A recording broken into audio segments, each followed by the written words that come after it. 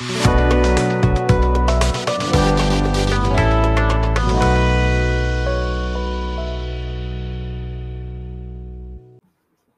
मित्रांनो. बांगलादेशमध्ये जे काही घडतंय ते अभूतपूर्व आहे. भारताचा सगळ्यात जवळचा मित्र देश, खास करून आपल्या शेजारी देशांपैकी भूतान एवढाच किंवा कदाचित भूतानहून जास्त महत्वाचा म्हणून ओळखला जाणारा बांगलादेश. अनेक दशकांमध्ये जेवढ्या घटना घडल्या नाहीत तेवढ्या एका आठवड्यात या घटना घडलेल्या आहेत आणि बांगलादेशच्या पंतप्रधान शेख हसीना यांना अवघ्या 45 मिनिटाच्या नोटीसवर देश सोडून भारतात यावं लागलेलं आहे. गेले अनेक आठवडे तिथे चालू असलेली आंदोलनं, आरक्षणाविरुद्ध आंदोलनं, मग त्याचं सरकारविरुद्ध आंदोलनं आणि आता त्याचं एक आम्हाला प्राध्यापक मोहम्मद युनूसच सरकारचे अध्यक्ष हवेत म्हणून झालेली आंदोलनं.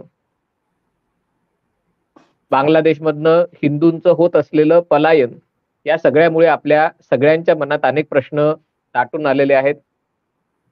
आणि या सगळ्या विषयावर अगदी अमेरिकेपासून चीनपर्यंत आणि पाकिस्तानपासून युरोपापर्यंत सगळेच जण या खेळात सहभागी असल्याच्या बातम्या येणार आहेत आणि त्यामुळे वैचारिक गोंधळ थोडासा दूर करण्यासाठी आम्ही ठरवलं की आज या विषयावर चर्चा करावी, किंवा आपल्याला वेगवेगळे पर्स्पेक्टिव्ह त्याचे आपल्याला मिळू शकतील, दृष्टिकोन मिळू शकतील. याच्यात भारत सरकारचं काही चुकलं का, भारताने कुठली दुसरी भूमिका घ्यायला हवी होती का, आमचे विचार कदाचित वेगळे असू शकतात, पण आमच्या देवाणघेवाणीमुळे कदाचित या विषयावरचं आपलं मत अधिक प्रगल्भ होईल अशी मला अपेक्षा आहे. पण एक औपचारिकता म्हणून मी चंद्रशेखर नेने सर आणि स्वातीताई दोघांचं या चर्चेमध्ये स्वागत करत आहे.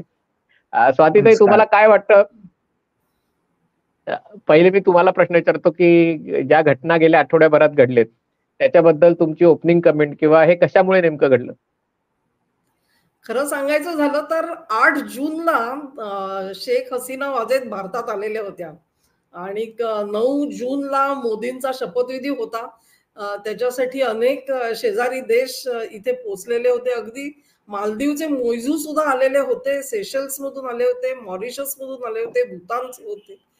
त्यामुळे 8 जून ते 8 ऑगस्टला मला वाटतं युनूस यांनी शपथ घेतली. त्यामुळे 2 महिन्यामध्ये त्यांचं सरकार कोसळणार आहे अशी तेव्हा बिलकुल गंधवार्ता सुद्धा आलेली नव्हती.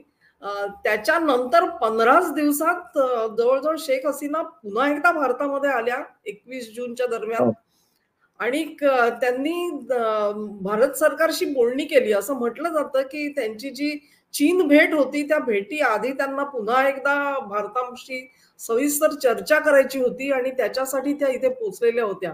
तेव्हा घटना काही ना काहीतरी घडत होत्या. किंबहुना असं म्हणतात की तो जो सुप्रसिद्ध निर्णय आला बांगलादेशमधल्या हायकोर्टाचा 1972 साली त्यांना अवामी लीगचे जे कोणी सदस्य यांनी स्वातंत्र्य युद्धामध्ये भाग घेतलेला होता त्यांच्यासाठी सरकारी आरक्षण व्यवस्था करण्यात आलेली होती. ही आरक्षण व्यवस्था खरं म्हणजे शेख हसीनांनी 2018 सालीच रद्दबातल केली आणि केवळ 5% आरक्षण ठेवलेलं होतं. परंतु ह्या हायकोर्टाने अचानक तो निर्णय बदलला आणि तो जाहीर कधी केला बघा, तो 4 जूनला जाहीर केला जेव्हा भारतामध्ये निवडणुकांचे निकाल येत होते. तेव्हा 8 जूनला शेख हसीना इथे आल्या तेव्हा त्यांना सुद्धा वाटलं नव्हतं की हा जो हायकोर्टाचा निर्णय आहे तो केवढं रौद्र स्वरूप धारण करणार आहे. विद्यार्थी आंदोलनाच्या निमित्ताने म्हणून भडकवण्यात आलेली जी आग होती त्याच्या मागे खरंच विद्यार्थी होते का हा एक प्रश्न आहे. कारण असं म्हणतात की जे सामाजिक तत्व, असंतुष्ट तत्व जी आहेत ती ह्याच्यामध्ये पुढाकार घेत होती. काही राजकीय पक्ष पुढाकार घेत होते विद्यार्थ्यांच्या आडून. हे सगळं आंदोलन कोणासाठी होतं तर त्या कोर्टाच्या निर्णयासाठी. आणि तो कोर्टाचा निर्णय खरं म्हणजे शेख हसीना वाजेद यांनी घेतलेल्या निर्णयाच्या विरोधातला होता. तरी सुद्धा हे सगळं झालं. त्याचं खापर हे शेख हसीनांवर मारलं गेलं. जेव्हा निर्णय आला आणि सुप्रीम कोर्टाने तो हायकोर्टाचा निर्णय त्याला स्थगिती दिली, 5% आरक्षण पुन्हा रिस्टोअर केलं, त्यानंतर आंदोलन थोडंसं थंडावलं. पण पुन्हा एकदा विघ्न संतोषी घटकांनी हिंसा भडकावली आणि त्याच्यामध्ये शेख हसीनांनी पायउतार व्हावं, सत्तेवरून खाली उतरावं म्हणून आंदोलन सुरू झालं. तेव्हा या सगळा जो घटनाक्रम आहे तो स्पष्ट आहे. कुठून ना कुठून तरी काहीतरी टिमकी वाजवायची आणि त्यांची सत्ता संपुष्टात आणायची, हा एक प्लॅन होता, आयोजित कट होता. आणि हा कट जो होता तो भारत बांगलादेशचे जे उत्तम परराष्ट्र संबंध आहेत त्यांच्यावर आघात करणारा असा हा प्लॅन होता, असं माझं मत झालेलं आहे. नेने सरांना मला विचारायचंय, कारण म्हणजे याच्यात मी थोडासा डेव्हिल्स ऍडव्होकेट म्हणून भूमिका बजावतो. कारण म्हणजे बांगलादेशमध्ये जी व्यवस्था होती तिला काही लोकशाही व्यवस्था कोणी म्हणणार नाही, पण दुसरीकडे 55-56 मुस्लिम देश आहेत, त्यातल्या त्यात सगळ्यात चांगली लोकशाही व्यवस्था ही जी मलेशिया, इंडोनेशिया, बांगलादेश, तुर्की ही जी व्यवस्था आहे तिला मुस्लिम देशातली लोकशाही आपण म्हणू शकतो. पण असं नाही का वाटत 2009 सालापासून सलग सत्तेवर असणं, विरोधी पक्षांना येणं केनं प्रकाराने निवडणूकच लढवून न देणं आणि अशा प्रकारच्या गोष्टी करून, कारण या वर्षी जगभरात जिथे जिथे निवडणुका झाल्यात, अगदी भारतात निवडणुका झाल्यात, तिथे प्रस्थापित सरकार विरुद्ध किंवा व्यवस्थेविरुद्ध गेल्या 5 वर्षात ज्या काही घटना जगात घडल्यात त्याचा खूप रोष बाहेर आलेला दिसतोय. मग बांगलादेशमध्ये विद्यार्थ्यांचं आंदोलन पुढे होणं किंवा विद्यार्थ्यांच्या आंदोलनाच्या मध्ये जमाते इस्लामी असेल, बीएनपीचे लोक सहभागी होणं हे नैसर्गिक असू नाही का शकत? कारण म्हणजे त्याच्यामध्ये विदेशी शक्ती असतीलच, पण हा उद्रेक होणं त्याच्यातला नैसर्गिकतेचा भाग तुम्हाला अजिबातच नाहीये का, असं वाटतं का? नाही, पहिली गोष्ट म्हणजे शेख हसीना निवडून आल्या, त्यांनी काही बीएनपीला निवडणुका लढू नका असं सांगितलं नव्हतं. मला वाटतं बीएनपीचा आधीपासूनच हा प्लॅन होता की काहीतरी करून बवाल क्रिएट करायचा आहे आणि त्यांना माहित होतं की आपण निवडून येणार नाही, त्यामुळे रडीचा डाव खेळून आम्ही मुळे निवडणुकाच लढवत नाही असं त्यांनी सांगितलं. बरं, शेख हसीनांना 75% जास्ती सीट मिळालेल्या आहेत, त्यामुळे निवडणुकीतनं निवडून आलेल्या त्या आहेत. जसं मोदी सुद्धा निवडणुकीत 242 सीट घेऊन आले, इतक्या सीट इतर विरोधी पक्षांना मिळून सुद्धा मिळालेल्या नाहीयेत. तेव्हा जनतेचा कौल स्पष्ट होता, शेख हसीनांना निवडून द्यायचं. परंतु याच्या मागची जी पंचमस्तंभी कारवाई चालली होती ती जाणून घेण्यास शेख हसीना कमी पडल्या, भारत सरकार कमी पडलं. माझ्या मते भारत सरकारची जी यंत्रणा आहे ती सुद्धा बहुतेक कमी पडली. एका दृष्टीने शेख मुजीबुर रहमानांची जी कत्तल झाली त्याचा हा रिप्ले झाला असं थोडंसं वाटतंय, कारण त्यांचं तसंच झालं होतं. त्यावेळेला रॉला काहीही कळलं नाही आणि एका दिवसात होत्याचं नव्हतं झालं.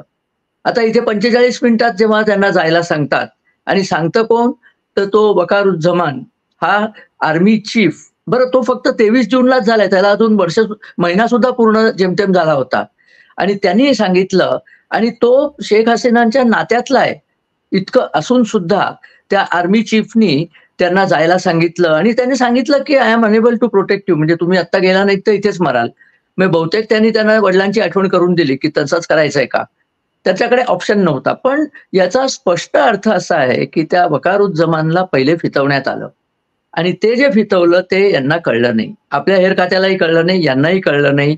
हा उद्रेक इतका 3 दिवसात इतका पहा, 4 ते 5 दिवसात हा उद्रेक एकदम प्रचंड वाढलेला आहे. त्याच्या आधी इतकं म्हणजे आंदोलनं चालू होती वगैरे, छात्र शिबिर म्हणून काय जी ती यंत्रणा होती आणि यांना म्हणजे त्या बांगलादेश नॅशनल पार्टीचे लोक तुरुंगातच होते, त्या खलिदा जिया अजून तुरुंगातच होत्या तेव्हा त्यावेळेला. तरी हे सगळं असून सुद्धा यांना कळलं नाही की आपली काय परिस्थिती झाली. पण हे सगळे आवामीचे निवडून आलेले आहेत आणि आता तुम्ही जर बघितलं तर आवामीच्या नेत्यांना वेचून वेचून मारण्यात येत आहे. पहिले हिंदू, त्याच्यानंतर आवामीचे नेते, आणि ते नेतेच मारले की आता जी निवडणूक घेण्याचा जो फार्स होईल आता तो होणारच आहे. म्हणजे मोहम्मद युनिसना निवडणूक घ्यायचीच आहे, तेव्हा आवामीचे लोक कदाचित उभे सुद्धा राहू शकणार नाही, इतकी त्यांची तंगडेतोड त्यांनी केलेली असेल. आणि हिंदूंना तर विनाकारण त्याच्यात मारलं गेलंय.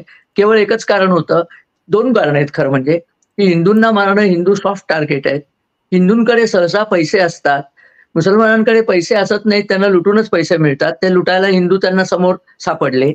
आणि तिसरं म्हणजे शेख हसीना यांना हिंदू रक्षक असं एक म्हटलं जायचं, आणि का असू नये, त्यांना बसवलंच हिंदुस्थाननी तिथे आहे. त्यांचे वडील मेल्यानंतर त्यांचं रक्षण, त्या दिल्लीत शिकायला पण होत्या, त्यामुळे त्यांची मैत्री होतीच दिल्लीशी. परंतु आपण ते आता तर बऱ्याच गोष्टी बाहेर येतात की 5 मेलाच डॅन लू अमेरिकेचा मनुष्य तिथे आलेला होता आणि तो नोन आहे की तो सरकार पाडण्याचंच त्याचं हातखंड आहे. तो आला ते आपल्याला कळलं नाही का? कळल्यानंतर आपण त्याच्यामध्ये काय केलं? शेख हसीनांनी स्वतःचे प्रोटेक्शनची काही व्यवस्था केली नाही काय? हे आता हळू बाहेर येईल आणि हे जे बावलं आणून बसवलंय मोहम्मद युनूस, ते एवढ्या करतात बसवलंय की एक रिस्पेक्टेबल म्हणजे पाश्चात्य देशांना मंजूर असलेला रिस्पेक्टेबल चेहरा आणावा, एवढ्याकरता फक्त त्याला बसवलेलं आहे. आणि दुसरं म्हणजे हिंदुस्थाननी जी रशियाशी सध्या जवळीक चालवलेली आहे आणि चीन आणि अमेरिका दोघांशी एक तऱ्हेचा पंगा घेतलेला आहे. त्याकरता हिंदुस्थानला धडा शिकवणं हे एक काम होतंच. अगदी सरत्या वर्षात सुद्धा बायडननी ते काम पार पडलं असं म्हणायला जागा आहे, असं मला वाटतं. पण म्हणजे मला याच्यात खास करून, कारण मी याच्यावर नोव्हेंबर 2023 मध्ये लेख लिहिला होता, कारण तेव्हा बांगलादेशमध्ये असलेले अमेरिकेचे राजदूत पीटर हास हे बांगलादेशच्या वेगवेगळ्या राजकीय पक्षांना ते भेटत होते. त्याच्यामध्ये ते जमातच्या प्रतिनिधींनाही भेटले. जमात ए इस्लामी ही एका प्रकारे हिंदूंविरुद्ध हत्याकांडात सहभागी असलेली, पाकिस्तानला मदत करणारी अशी इस्लामवादी संघटना आहे.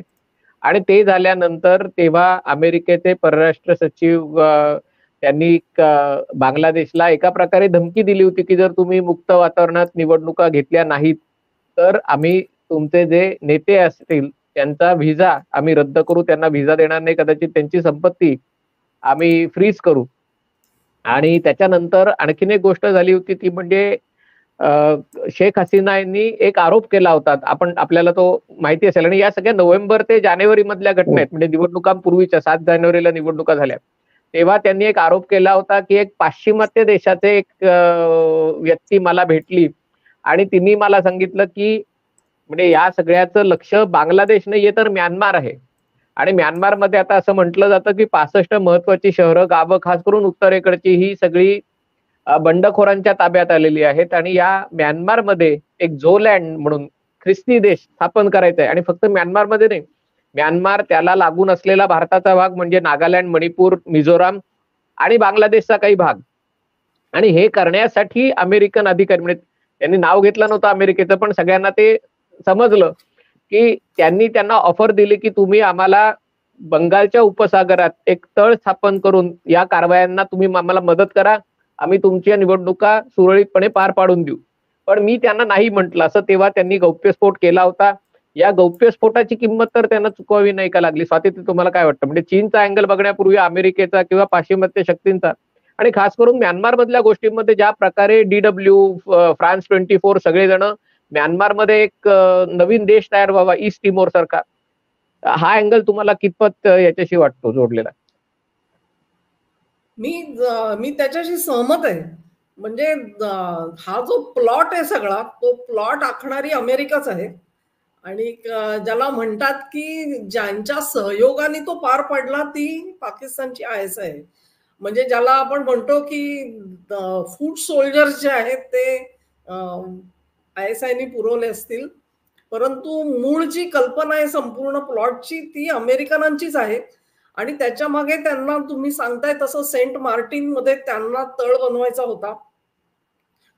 इतकंच नाही तर अमेरिका सांगताना सांगते की आम्हाला चीनला अटकाव करायचा आहे वगैरे वगैरे, किंवा त्यांनी जे सांगितलं की कुकी लँड असेल किंवा दुसरं काही नाव त्यांना द्यायचं असेल, ते तिन्ही राष्ट्रामधून होतं. म्हणजे भारताचा काही भाग, म्यानमारचा काही भाग आणि बांगलादेशचा भाग, असे तिन्ही मिळून ते ख्रिश्चन स्टेट त्यांना बनवायचं होतं. आणि त्याच्यामध्ये मी ऐकलं त्यानुसार मणिपूरचा पण सहभाग ते करणार होते, काही भाग मणिपूरचा.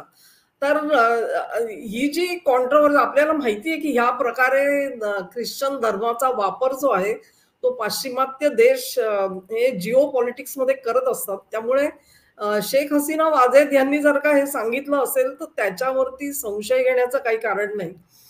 रेजिम चेंज ची जी अत्यंत आपण म्हणू की बदनाम झालेली जी माणसं आहेत, त्याच्यामध्ये डोनाल्ड लू असतील, व्हिक्टोरिया न्यूलंड असतील, ह्यांच्या ज्या फेऱ्या ह्या उपखंडामध्ये सतत चाललेल्या होत्या आणि त्यांची वक्तव्य येत आहेत, त्या सगळ्यावरून एक ती दिशा समजते.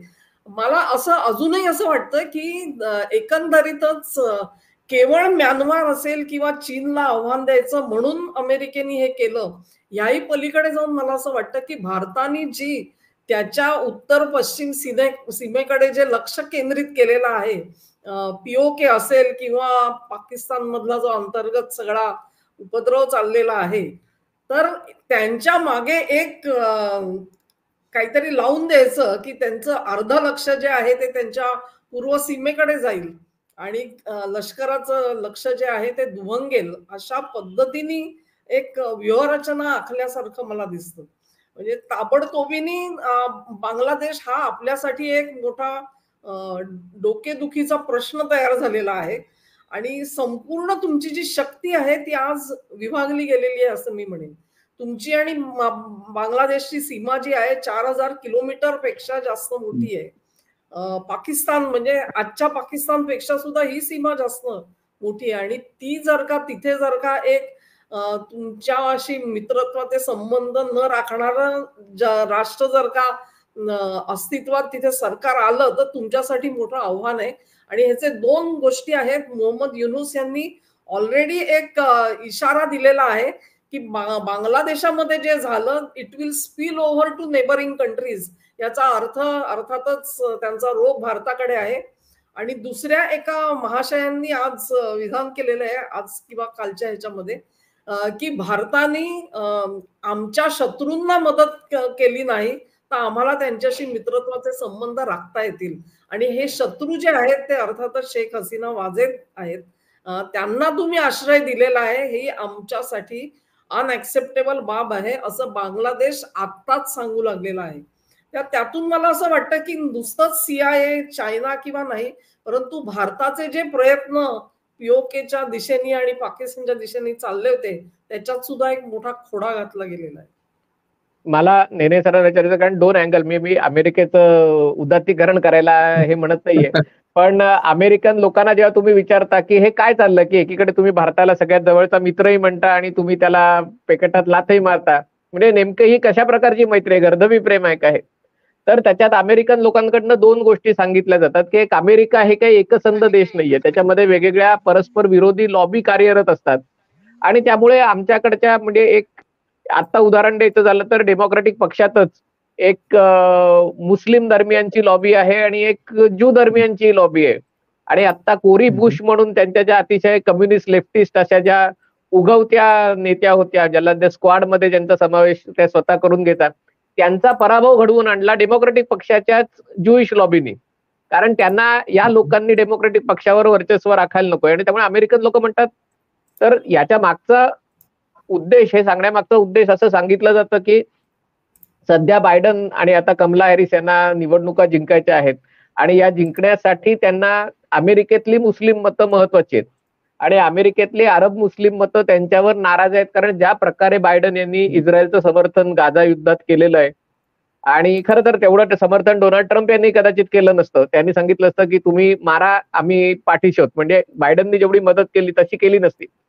पण त्यामुळे मुस्लिम मतदार डेमोक्रॅटिक पक्षाला मतदान करणार नाहीत अशी भीती होती आणि मग त्यामुळे तुम्हाला गाझाचा आईस्क्रीम नाही तर ढाक्याचा लॉलीपॉप खा, अशा प्रकारे अमेरिकेचा याच्यामध्ये एक, म्हणजे हे नाही तर ते, म्हणजे त्यांना काही फरक पडत नाही. म्हणजे बांगलादेशमध्ये अराजकता माजली, त्याचे परिणाम भारतात झाले तर त्यांना काही फरक पडत नाही. त्यांना त्यांचं राजकारण, निवडणुकांचं राजकारण पुढे न्यायचंय, हा एक अँगल त्याच्यामध्ये एक सांगितला जातो. दुसरा अँगल त्याच्यामध्ये सांगितला जातो आणि ज्याच्यात मग भारताची विश्वगुरुपदाचं जे स्वप्न आहे किंवा जे आपण म्हणतो आपण विश्वगुरु आहोत, ते थोडंसं बाल हनुमानाप्रमाणे झालं का, की सूर्य दिसतात, सूर्यबिंब दिसतात, ते पकडायच्या उद्देशाने हनुमानाने झेप घेतली. त्याच्यात ताकद होती पण लहान हनुमानात ती ताकद नव्हती आणि त्याच्यामुळे त्याच्यावर वज्रप्रहार करण्यात आला. तसं असं म्हटलं जातं की ज्या प्रकारे म्हणजे भारताचं परराष्ट्र धोरणात असं म्हणतं आम्ही रशियाचे पण मित्र आहोत, अमेरिकेचे मित्र आहोत, जपानचे मित्र आहोत, चीनचे मित्र आहोत, पण जेव्हा अमेरिकेला जर भारताला एक भागीदार म्हणून बघायचं असेल आणि क्रिटिकल टेक्नॉलॉजी जर भारताशी शेअर करायची असेल तर अमेरिकेला हे पसंत नाहीये की भारताने रशियाच्या सोबत जाणं, पुतीन यांची भेट घेणं. आणि जेव्हा भारताने ही लक्ष्मण रेषा किंवा जी रेषा ओलांडायचा प्रयत्न केला तेव्हा मग अमेरिकेने भारताला दाखवून दिलं की तुम्हाला अजून वेळ आहे. म्हणजे एका प्रकारे चीनला ताकदवान व्हायला 20 वर्ष प्रयत्न करावे लागले होते, पण तुम्ही 5 वर्षात जर उड्या मारायला लागलात तर तुम्हाला तुमची जागा आम्ही दाखवून देऊ.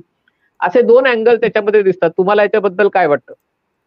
एक अँगल आपण अजून विचार केला नाही. माझ्या मते तो सर्वात महत्वाचा आहे, की हा जो झोलँड विभाग आहे, हा गोल्डन ट्रायंगलमध्ये येतो. प्रचंड मोठं ड्रग्सचं प्रोडक्शन तिथे होतं. आणि हे काही फार मोठं रहस्य नाहीये, की CIA ड्रगच्या व्यवसायात खूप पूर्वीपासून म्हणजे व्हिएटनाम युद्धात त्यांना ती संजीवनी सापडली. अफगाणिस्तानातल्या युद्धात त्यांनी त्या संजीवनीचा वापर केला आणि CIAतले बरेच लोक त्यात गडगंज झाले. आता हे ओपनली कोणी सांगत नाही. तर हा जो ड्रग ट्रायंगल आहे, त्याच्यावरती कंट्रोल मिळवायचा म्हणून हे झोलँडचं बाहुलं आलेलं आहे. त्या झोलँडच्या बाहुलाशी ख्रिश्चन धर्माचा संबंध नाही. तो केवळ एवढ्याकरता म्हणायचा, की म्यानमारमधले काही लोक आणि अर्थातच नागालँड, मणिपूरमध्ये ख्रिस्ती लोक बरेच आहेत. त्यामुळे त्यांची सहानुभूती या प्रकाराला मिळेल आणि हा ड्रग्सचा जो व्यापार त्यांनी आपल्या हातात घेतला आणि आता सुद्धा मणिपूरमध्ये जे खरं भांडण चाललंय मैती आणि कुकी जमातीचं, त्या कुकी जमाती डोंगरावरती ड्रगची शेती करत होत्या. ती शेती जाळली, त्यामुळे हे सगळं वातावरण झालेलं आहे. तेव्हा जसं भारताच्या पश्चिमेला पंजाबमध्ये यांनी ड्रग्सचा सगळा सुळसुळाट करून दाखवला, तसाच पूर्वेकडेही करून दाखवायचा, ही एक त्यांची सुप्त इच्छा असणं नाकारता येत नाही. हा पहिला मुद्दा झाला. दुसरा मुद्दा हा आहे, की निवडणुका आलेल्या असल्यामुळे जो बायडन यांना अगदी बरोबर सांगितलंत अने तुम्ही, की जो बायडन यांना काहीतरी आम्ही मुसलमानांकरता करतोय, हे दाखवणं भाग होतं. आणि त्यांनी त्याच्यामध्ये बांगलादेशातल्या हिंदूंचा बळी द्यायला त्यांच्या बापाचं काहीच जात नाही. आता इथे परिस्थिती अशी आहे, की या स्थितीमध्ये अजून 3 महिने मला वाटतं नोव्हेंबरमध्ये निवडणुका व्हायच्या आहेत. आणि नोव्हेंबरमध्ये निवडणुका झाल्या तरी प्रत्यक्ष चार्ज मला वाटतं जानेवारीमध्ये येतो. ट्रम्प समजा जिंकले तरी जानेवारीमध्ये त्यांच्या हातात प्रत्यक्ष चार्ज येईल. त्यामुळे ते जिंकले तर कदाचित याला थोडं वेगळं वळण लागू शकतं. ते नाही जिंकले तर मात्र परिस्थिती खरोखरच कठीण आहे. आज नरेंद्र मोदींना बांगलादेशातले हिंदू कसे वाचवायचे हा एक मोठा यक्षप्रश्न पडलेला आहे. तो मोहम्मद युनिस हा इतका युजलेस मनुष्य आहे. मी अगदी म्हणजे जबाबदारी सांगतोय. ते ग्रामीण बँक वगैरे सगळं, ग्रामीण बँकेचा इंटरेस्ट रेट कोणी तुम्हाला सांगत नाही. 23% इंटरेस्ट रेट आहे. हा कुठल्या गरिबांना परवडणारा इंटरेस्ट रेट आहे? या रेटनी तर आपल्या इथे सावकार नेहमीच द्यायचे. मदर इंडियातले सावकार याच रेटनी पैसे द्यायचे गरिबांना. परंतु त्या माणसाला मुद्दाम वर आणलं गेलं. त्याचा उदो केला. तसं आपल्या इथे एक सेन नावाचे गृहस्थ असेच उदो करून वरती आणले गेले. तर तो प्रकार झालेला आहे. आणि मोहम्मद युनुसने आता येऊन काय सांगितलं? तो म्हणला, हे सगळ्यावर हल्ले थांबवा, नाही तर मी इथं राजीनामा देईन, मी बसणार नाही. अरे तू राज्यावर येतोयस, राजीनामा देईन काय गोष्ट करतोयस? सैन्याला सांग ना. त्यालाही माहिती आहे सैन्याला सांगता येत नाहीये, कारण सैन्य फितलेलं आहे. एक गोष्ट आणखीन लोक आपल्याला सांगत नाहीत. बांगलादेशाची, मी काही जनरल्सशी बोललो या विषयावरती, बांगलादेशाची संपूर्ण मिलिटरी ही चीन कंट्रोल्ड आहे. त्यांची सगळी हत्यारं चीननी दिलेली आहेत. सगळे एअरफोर्सची विमानं चीनची आहेत. आणि चीननी जर टॅप बंद केली तर ही मिलिटरी कधीच बंद पडेल. त्यामुळे चीनच्या विरुद्ध हे जे काही आहेत वकारुज्जमान हे जायचे नाहीत. परंतु अमेरिकेने जर त्यांच्या तोंडात भरपूर डॉलर कोंबले असले तर इथल्या हिंदूंना मारायला त्यांचं काहीच जात नाही. आणि रिस्पेक्टेबल चेहरा म्हणून मोहम्मद युनुसला आणून बसवलंय. आणि शेवटचं सांगायचंय, की भाजपच्या डोक्यातनं, भाजप मुद्दाम मी ते म्हणतो, कारण त्यांच्या डोक्यात तो विश्वगुरु जो घुसलेला आहे ना, तो व्हायरस जितक्या लवकर जाईल तितक्या लवकर बरं. विश्व तुमच्या पायाशी बसायला मुळीच आतुर झालेलं नाहीये. तुम्ही अजिबात गुरु बनू नका. तुम्ही तुमचा देश मोठा करा, पुष्कळ होतं. काही गुरु बनायची गरज नाहीये. विश्वगुरु जसे ते स्वामी प्रभुपाद इस्कॉनचे बांगलादेशच्या लोकांना 2 वर्ष फुकट खायला घातलं. या लोकांनी त्यांचीच चिरंजीव सगळे रायट्स करतायत. त्यांनी इस्कॉन मंदिर विनाशाळात जाळून टाकलं. तेव्हा भलत्या ठिकाणी दया करू नका, भलत्याला गुरु म्हणू नका. जमेल तिथे धमकावून आपले लोक वाचवा, ही सर्वात महत्वाची गोष्ट आहे माझ्या मते. कारण आता तुम्ही आम्ही इथे मस्त मजेत बसलोय, पण आपले सगळे हिंदू बांधव तिथे मृत्यूच्या छायेत आहेत. आणि मृत्यूपेक्षा वाईट त्यांची आयुष्य सध्या होऊ घातली आहेत. आणि आता ते सीमेवरती सगळे गोळा व्हायला लागलेलेच आहेत, असं मला वाटतं. पण याच्यावर काउंटर करायला मी स्वाती त्यांना प्रश्न विचारतो, की भारत आणि बांगलादेश यांचा व्यापार $16 अब्ज आहे आणि त्याच्यातली भारताची निर्यात जवळपास $14 अब्ज आहे. म्हणजे भारत आणि बांगलादेशचे संबंध भारत आणि चीन संबंधांपेक्षा कितीतरी जास्त आहेत बांगलादेशला. आणि शेख हसीनांना याची कल्पना आहे, कारण 54 नद्या वाहतात आणि भारताची 80% सीमा, बांगलादेशची 80-90% सीमा भारताशी लागून आहे. आणि त्यामुळे भारताने कधी ठरवलं तरी बांगलादेशची नाकेबंदी करू शकतो, हे शेख हसीनांना माहिती आहे. आणि त्यामुळे भारताचा संरक्षण क्षेत्रातही बांगलादेशशी चांगल्यापैकी व्यापार आहे. पण मुद्दा हा आहे सांगायचा, की जरी शेख हसीनांचं सरकार असलं आणि त्या जवळपास 20 वर्ष बांगलादेशच्या स्थापनेनंतर 20 वर्ष त्या पंतप्रधान आहेत, पण याही काळात बांगलादेशमधल्या हिंदूंची संख्या 24%ची 8% आलीच. म्हणजे दगडापेक्षा वीट मऊ या नेत्यांनी त्या चांगल्या होत्या. पण असं नव्हतं की त्यांच्या काळात हिंदू अगदी प्रगती करत होते आणि त्यांच्यावर हल्ले होतच होते. दुसरा मुद्दा असं सांगितला जातो आणि हे मी अल जझीरावर बघितलं, की त्याच्यात त्यांनी सांगितलं की शेख मुजीबही जे कितीही सेक्युलरिझमचं ते नाव सांगत असले, तरी शेख मुजीब असतील आणि ईस्ट पाकिस्तान मधले सगळे नेते हे इस्लामवादीही होतेच. जे जेव्हा जेव्हा पाकिस्तान आणि ईस्ट बरोबर. पाकिस्तान यांच्यामध्ये जेव्हा भांडण चालू होतं, तेव्हा शेख मुजीब पाकिस्तानच्या जनरलला सांगायचे, की तुम्ही जे राज्य करताय ते खलीफ उमरच्या राज्याशी तुम्ही तुलना करून बघा. पैगंबरांच्या आधी काय मदिना, ज्याचा उल्लेख इम्रान खानही करतो, रियासते मदिना, त्याच्याशी तुम्ही म्हणजे उदाहरणं देताना ते इस्लामचीच उदाहरणं देते. म्हणजे त्यांचा बंगाली भाषावाद जेवढा प्रबळ आहे, तेवढाच इस्लामवाद बांगलादेशमध्ये कोणी सत्तेवर आलं तरी प्रबळ आहे. मग त्याच्यात खरंच असं हे आहे का, की जर शेख हसीना नसतील तर भारत जे कोणी राज्य करतील त्यांच्याशी डील करूच शकणार नाही. म्हणजे का? म्हणून मी तेव्हा स्वातींना विचारायचं की आता मोहम्मद युनूस हंगामी सरकारचे अध्यक्ष आहेत आणि कदाचित निवडणुका होतील तेव्हा जमाते इस्लामी किंवा त्यांची अ, त्यांना निवडणूक लढायची परवानगी देऊन ते सत्तेवर येऊ शकतील किंवा मग बीएनपीच्या माध्यमातून ते सत्तेवर येतील. असं झालं तर भारत या प्रकारच्या बांगलादेशशी कशा प्रकारे डील करेल असं तुम्हाला वाटतं? सध्याचे जे भारत बांगला संबंध आहेत त्याच्यात हिंदू धर्मियांचं प्रोटेक्शन वगैरे मुद्दे कितपत आहेत मला माहिती. म्हणजे अगदी शेख हसीना पंतप्रधान होत्या तेव्हा सुद्धा तुम्ही म्हणता ते खरं आहे. अगदी शेख मुजीबुर यांचाच तुम्ही इतिहास बघितला तर स्वातंत्र्यपूर्व काळामध्ये पण ते राजकारणी म्हणून पुढे होते, सुहरावर्दींच्या सोबत होते आणि डायरेक्ट ऍक्शन डे ज्याला म्हणतो आपण त्याच्यामधला त्यांचा सहभाग जो आहे तो अत्यंत विवादित चॅप्टर आहे असं मी म्हणते. त्यामुळे त्यांचे जी क्रेडेन्शियल्स आहेत म्हणजे एक हिंदू म्हणून आणि त्यांच्या देशामधले अल्पसंख्य आणि त्यांचं संरक्षण करण्यासाठी त्यांची कमिटमेंट याबाबत भरपूर शंका आहेत.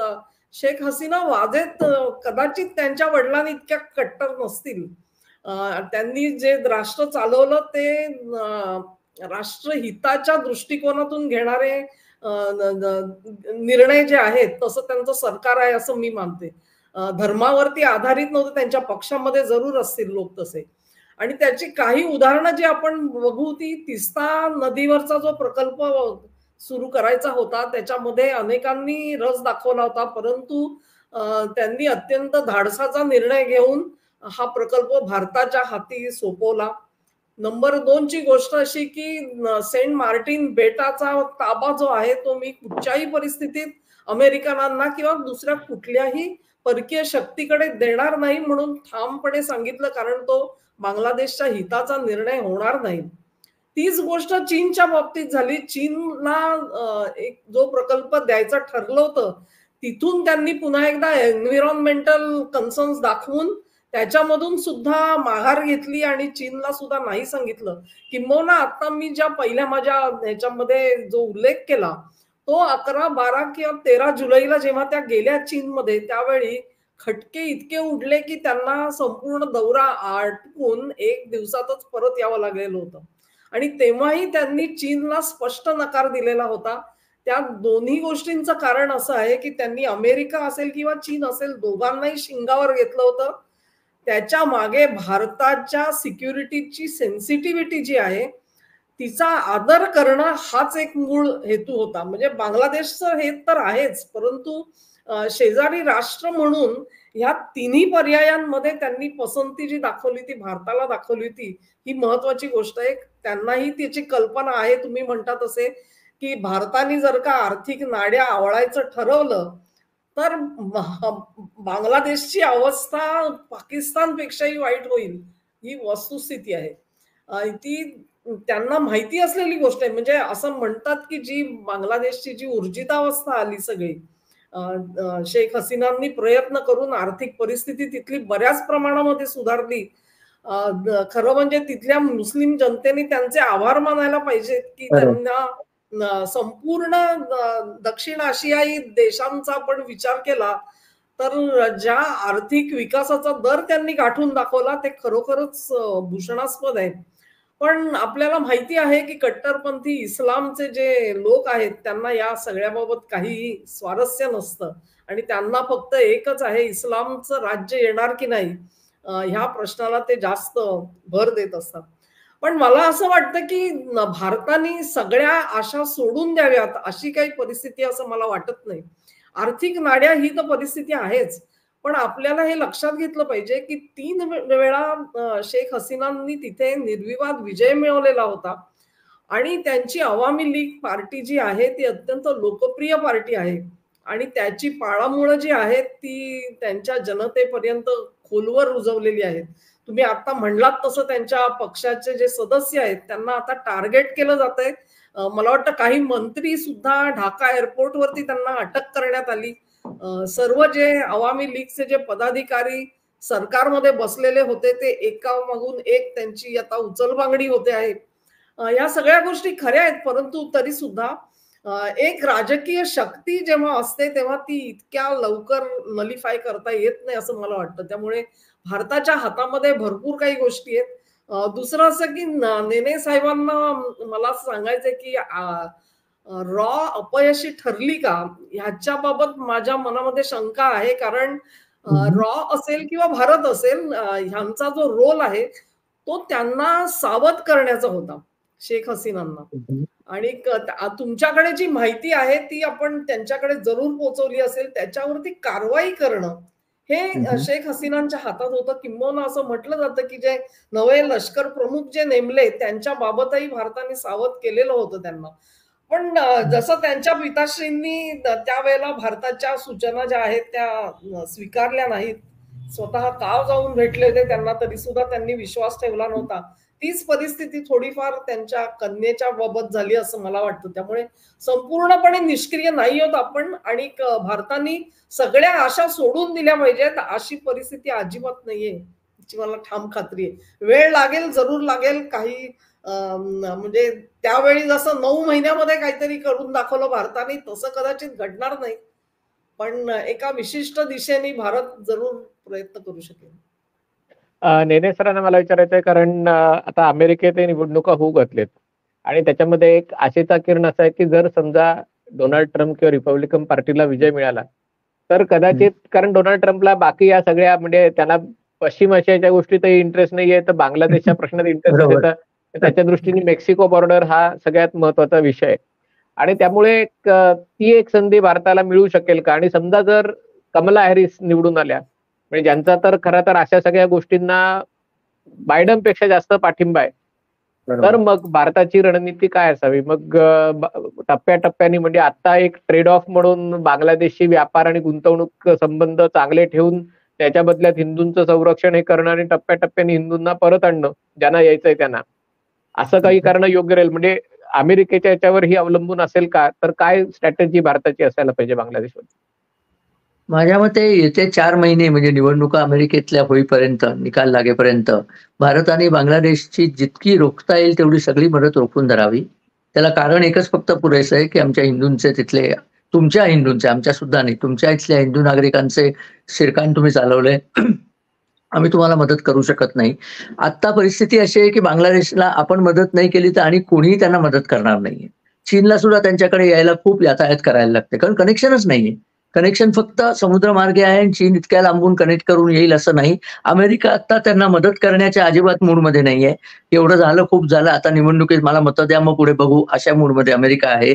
त्यामुळे यांना जेव्हा खाण्यापिण्याचे युनुस काही टिकणार नाही, तर खाण्यापिण्याचे पैसे मिळाले नाहीत की हीच जी प्रोटेस्ट करतायत ती युनुसच्या विरुद्ध प्रोटेस्ट करतील. इनफॅक्ट त्या विद्यार्थी लोकांनी ऑलरेडी जनरलला सुनावलं होतं की तुम्ही इंटेरियर गव्हर्नमेंट जे करायचं ते आम्ही सांगू ते करा, तुम्हाला कोणी अधिकार दिलेलाच नाहीये. त्यामुळे सैन्य आणि ते जे काही प्रोटेस्टर आहेत त्यांच्यातही तणाव आहेतच. या तणावांचा आपण भरपूर फायदा घ्यायचा. त्यांना जेवायला मिळालं नाही की ते एक दुसऱ्यांच्या जीवावर उठतीलच. भारताला किती शिव्या दिल्या तरी फरक पडत नाही, कारण युनुस ऑलरेडी शिव्या देतच होते. इतका मूर्खासारख्या शिव्या त्या माणसाने दिल्या, त्याला नोबेल देणाऱ्याचंही कौतुकच आहे. कारण की त्यांनी सांगितलं आमच्या इथे प्रॉब्लेम आहे, भारत कसा म्हणू शकतो की तुमचा अंतर्गत प्रश्न आहे? अरे तुमच्या देशाचाच प्रश्न येतो. आम्ही मध्ये आलो असतो तर पुन्हा म्हणलं असतं तुम्ही आमच्या ह्याच्यात नाक खुपसू नका म्हणून. तर त्याला कोणीतरी स्केपगोट पाहिजे, तो भारताला बनवायचा प्रयत्न करेल, पण आपण त्यांना मदत पूर्णपणे थांबवायची. काही अगदी जुजबी मदत सुद्धा थांबवली तरी फार छान होईल. जेवायचे लाले पडले की ते सगळा हिंसाचार थांबतो, मग ते एकमेकांचे गळे कापतात. आपण फक्त पुढचे 4-5 महिने बघत राहायचं आणि समजा जर कमला हॅरिस निवडून आल्या तर मदतीचा ओघ सुरू करायचा. म्हणजे मग त्यांना एक भारत तुम्हाला वाचवला आलाय असंही सांगता येतं. संकटाच्या काळात कोण धावून येतो वगैरे वगैरे. अर्थात बंगाली मुस्लिमांसारखे कृतज्ञ लोक दुसरे नाहीत. त्यांना तुम्ही कितीही मदत करा, ते शेवटी तुमचा गळाच कापणार आहेत. तेव्हा फार मदत मुळीच करायची नाही. मला आठवतं बांगलादेश बनला तेव्हा आम्ही सगळ्यांनीच त्याच्यामध्ये पैसे घातले होते. आपले इथं पोस्टाचे तिकीट आठवा, प्रत्येकाकडनं 5 पैशाचे एक्स्ट्रा स्टॅम्प आपण लावले होते रिफ्युजीज करता. त्यांचे रिफ्युजी पोचले होते. नुसते हिंदू नाही, मुस्लिम सुद्धा पोचले होते. आणि नंतर गेल्यानंतर काय केलं त्यांनी हे असलं केलं. तेव्हा त्यांच्यावरती अजिबात विश्वास ठेवण्याच्या लायकीची ती जमातच नाहीये. असं जमातीच्या बद्दलही म्हणावं इतकी आता परिस्थिती वाईट आहे. तेव्हा आपण आता त्यांचा सगळा मदतीचा ओघ रोखून धरायचा. दंडाच मिळाला नाही म्हणजे सगळे ताळ्यावर येतील. दुसरं त्यांना भाषा कळतच नाही. स्वाती त्यांना मला विचारायचं आहे की आपल्या इथे कसं हे सुधारणार? कारण जर शरणार्थी यायला लागले तर हिंदू शरणार्थींपेक्षा कदाचित मुस्लिम शरणार्थी जास्त येतील. इकडे पश्चिम बंगालनी तर घोषितच केलेलं आहे की बांगलादेशमध्ये अडचणीत पडलेल्या लोकांना आम्ही मदत करू, अर्थात केंद्राशी हे करून. पण म्हणजे मदत करू म्हणजे ते आतापर्यंत त्यांनी 1 कोटी लोकांना जशी मदत केली आहे, नागरिकत्व देऊन, त्यांना ID कार्ड देऊन, त्यांना सगळी. तर जेव्हा आपलीच कुंपडच शेत खायची जेव्हा भीती असते, आज मुंबईत आपण बघितलं की याचा काही संबंध नाही, पण हिजाबच्या प्रश्नावर त्यांनी त्याला धर्माशी जोडून त्याला स्टे दिलेला आहे. म्हणजे अशी व्यवस्था आपल्याकडेच जर असेल तर बांगलादेशचं संकट आपल्याकडे ते परावर्तित होणार नाही ना, की ज्याच्याबद्दल हे लोक सगळे म्हणतायत. आणि आपल्याकडे जी चिन्ह दिसत आहेत, आपल्याकडे आरक्षणाचा मुद्दा जाणीवपूर्वक काढला जातोय, आपल्याकडे परीक्षातल्या घोटाळ्यांचा मुद्दा काढला जातोय. आणि त्यामुळे आपण बांगलादेशला सावध करता करता आपल्याकडेच असं काही करायची तयारी नाही ना? काय वाटतं, हे काय चालू आहे नक्की? तयारी तर जोरदार चालू आहे असं मला वाटतं. आणि त्याच्यामध्ये बांगलादेशचं उदाहरण तुम्ही बघा. सरकारने खरं म्हणजे काहीच केलेलं नव्हतं. किंबहुना सरकारने घेतलेला योग्य निर्णय कोर्टाने फिरवला आणि आंदोलनं सुरू झाली. आता तो कोर्टाने निर्णय कसा दिला नेमका, हा एक संशोधनाचा विषय ठरू शकतो. जे इथे पण झालं मणिपूरमध्ये, जो निर्णय आला त्याच्यामध्ये सरकारचा काहीच दोष नव्हता आणि त्याच्यावरून आंदोलन छेडलं गेलं आणि काय काय झालं आपण बघितलं. त्यामुळे तो जो म्हणतात ना, तो फॉर्म्युला असतो, तो फॉर्म्युला तयार आहे त्यांच्याकडे.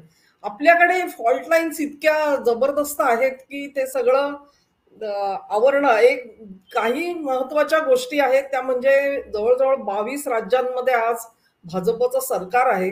ही एक महत्वाची बाब आहे. आणि या राज्यांमध्ये जर का अशा पद्धतीचा काही असंतोष निर्माण करण्याचा प्रयत्न झाला तर त्याच्यावरती कठोर कारवाई करता येईल ह्याची आपल्याला खात्री आहे. परंतु आणि दुसरी गोष्ट अशी की भारताचं सैन्य जे आहे ते एकसंध आहे आणि आजपर्यंतचा संपूर्ण इतिहास असा आहे की हे सैन्य जे आहे ते आपल्या मर्यादेमध्ये राहतं आणि राजकीय नेतृत्वाचं ऐकतं. त्यांनी कधी त्याला ओव्हरराईड केलेला आजपर्यंत नाहीये. त्यामुळे ह्या 2 गोष्टी बघितल्या तर ह्या जमेच्या बाजू आहेत मोदी सरकारसाठी. मोदी सरकारच्या मागे बहुमत आहे आणि ते बहुमत सहजासहजी खाली कोणी खेचण्यासारखं नाहीये. या बाबी ज्या आहेत ह्या अत्यंत महत्वाच्या बाबी आहेत असं मला वाटतं. परंतु ह्याचा अर्थ असा नाही की ते लोक प्रयत्न करणारच नाहीत. इथे सुद्धा एक नागरी युद्धासारखी परिस्थिती निर्माण केली जाऊ शकते. तुम्ही संरक्षण करायला समर्थ जरूर आहात, परंतु सामान्य नागरिकाला सुद्धा या सगळ्या अडचणींचा सामना करायला लागणार आहे. आणि तो करता करता आपल्या सरकारला दोष न देता त्याच्या बाजूनी उभं राहण्याचं धैर्य दाखवण्याची परिस्थिती मला वाटतं जवळात जवळ येते. तुम्ही जो मुद्दा सांगितलात ममता बॅनर्जींचा, भारत आणि बांगलादेशाची जी सीमा आहे जवळजवळ 4000 किलोमीटर पेक्षा जास्त, तिचा पूर्ण बंदोबस्त करता येत नाही. म्हणजे तुम्ही म्हणाल की सगळीकडे कुंपण घालू शकतो का? नाही घालू शकत. कारण अत्यंत डोंगराळ प्रदेश आहे, कुठे नद्या आहेत आणि पोरस अशी सीमा ज्याला म्हणतो आपण. तेव्हा इन्फिल्ट्रेशन जरूर होणार, परंतु जिथे जिथे निदान बॉर्डर सिक्युरिटी फोर्सचे लोक असतील ते केंद्राच्या अखत्यारीत असल्यामुळे ते लोक अडवतील, त्यातून जे सुटतील ते ऑफकोर्स ममताजी त्यांचं काय करतील हे त्यांनी स्वतःच सांगितलेलं आहे. त्याच्यामुळे त्याच्यावर आपण बोलण्याची गरज नाही. असे अनेक इतर पण स्टेट्स आहेत की जिथे होऊ शकतं. 2 स्टेट्सनी मला वाटतं बॉर्डर एरियामध्ये नाईट कर्फ्यू आता सुद्धा लागू झालेला आहे. मिझोराम आणि अजून एक हे आहे मेघालय. राज्य, या मी दोघांनी मी सुद्धा- मेघालयाला डावकीला मेघालय. गेलो होतो. मी हा. मेघालयाला डावकीला बांगलादेशच्या सीमेवर गेलेलो आणि तिथे काही कुंपण वगैरे हा. नाहीये. तिथे असा हा. डोंगर म्हणजे तीच सीमा आहे. म्हणजे तुम्ही रस्त्यावर असता तर रस्त्याच्या कडेला घाटातनं तुम्ही खाली बघता तसा खाली बांगलादेश दिसतो. तर तेव्हा मी बरोबर. आमच्या ड्रायव्हरला विचारलं, रे इथे कुंपण नाहीये, इथे लोक येत नाहीत का? म्हणजे डोंगर चढून येणं फार अवघड नाही त्यांच्यासाठी, टेकडीच आहे म्हणजे तसं बघायला. तो म्हणला इथे तर लोक आले बांगलादेशचे, कारण हे लोक मेघालयचे लोक दिसायला वेगळे आहेत. त्यामुळे ते म्हणला ते हे खासी इथे आहेत. आले ना, हे यांना जिवंत कोणी जाणार नाही परत, त्यामुळे ते इथे येत नाहीत, ते बंगालमध्ये आणि आसाममध्ये जातात. पण असो. अच्छा. हा. पण मला असं वाटतं या नोटवर आपण ही चर्चा इथे याला विश्राम देऊया, कारण वेळेची मर्यादा आहे. पण मला असं वाटतं की एकूणच बांगलादेशमध्ये आणि या सगळ्या भागात ज्या घटना घडतायत त्या अजूनही घडतायत. म्हणजे अजूनही त्याचा शेवटचा अध्याय लिहिला गेलेला नाहीये आणि जसा आणखीन वेळ जाईल तसा नवीन नवीन गोष्टी समोर येतील आणि त्यामुळे त्याच्यामध्ये वेगवेगळ्या लोकांची मतभिन्नता, वेगवेगळा दृष्टिकोन राहीलच. पण सगळ्यात महत्वाचं आहे की आपण या सगळ्या घटनांकडे जागरूकपणे बघणं आणि खास करून भारताचे याच्यामध्ये खूप मोठ्या प्रमाणावर हितसंबंध गुंतले असल्यामुळे बांगलादेश निर्मिती युद्धामुळे किंवा बांगलादेशमधल्या गरिबीमुळे, पुरामुळे भारताला ऑलरेडी जवळजवळ 2-2.5 कोटी लोकांचा भार सहन करावा लागतोय आणि हा भार आणखीन वाढावा अशी कोणाची इच्छा नाहीये. बांगलादेशमधल्या हिंदूंना आणखीन त्रास व्हावा अशी कोणाची इच्छा नाही आणि त्यामुळे आपण या सगळ्या प्रश्नाकडे भाषेच्या, जातीच्या आणि एकूणच राजकीय विचारांच्या पलीकडे जाऊन एक भारतीय म्हणून बघावं आणि भारताच्या राष्ट्रीय हिताचं रक्षण कशा प्रकारे होईल या दृष्टीने विचार करावा, एवढीच माझी सूचना आहे. आपण सगळ्यांनी या चर्चेत सहभाग घेतलात आणि आपली मतं व्यक्त केलीत त्याबद्दल अनेक अनेक आभार. धन्यवाद. धन्यवाद. धन्यवाद अनय.